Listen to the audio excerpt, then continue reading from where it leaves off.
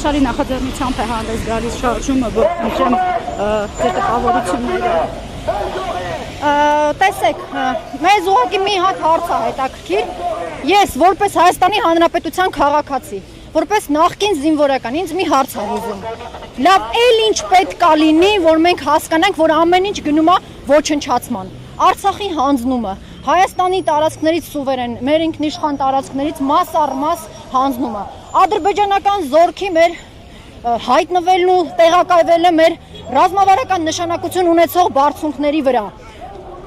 Այսօր պետական մակարդակով ցեղասպանությունից հրաժարում է գնում, ճիշտ է, բացեի բաց, բացարձակ չեն ասում, բայց ամեն ինչ ասեն, էլ ինչ պիտի ասեն, որ մենք հասկանանք, որ դա բացարձակ ասել է։ Պիտի ուղիղ կանգնեն, ասեն մենք մերժում ենք։ Հիմա մենք դուրս ենք եկել մերժելու բոլոր այն անձանց, բոլոր այն ղեկավարներին, ովքեր մերժում են հայոց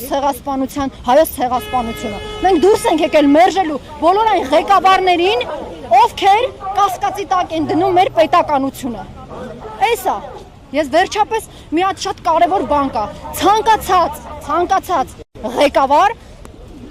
հատկապես այսօրվան, վախենում է այս միասնականությունից։ Այո, իրենք վախենում են այս ժողովրդի միասնականություն, ժողովրդի ցասումից։ Մեր եղբայրներն են մեզ միանալու ոստիկանները, այդ օրը գալու է։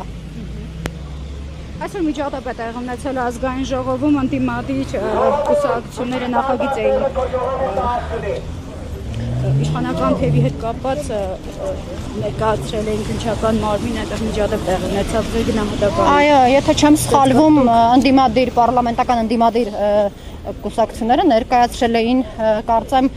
քրեականացնող, չէ, ցեղասպանությունը մերժող, քրեականացնող նախագիծ։ Ճիշտն ասած, ես չգիտեմ, շատ կասկածով եմ վերաբերվում պարլամենտական ընդդիմությանը ևս, նրանք այդ քայլը շատ վաղուց պետք է անեն, չպետք է թողնեն գա դանակը ոսկորին հասնի, հետո նոր ոտքի կանգնեն պայքարելու։ Դրա համար եղավ են ինչ եղավ այսօր ազգային ժողովում, եւ այդպես էլ միշտ լինելու է։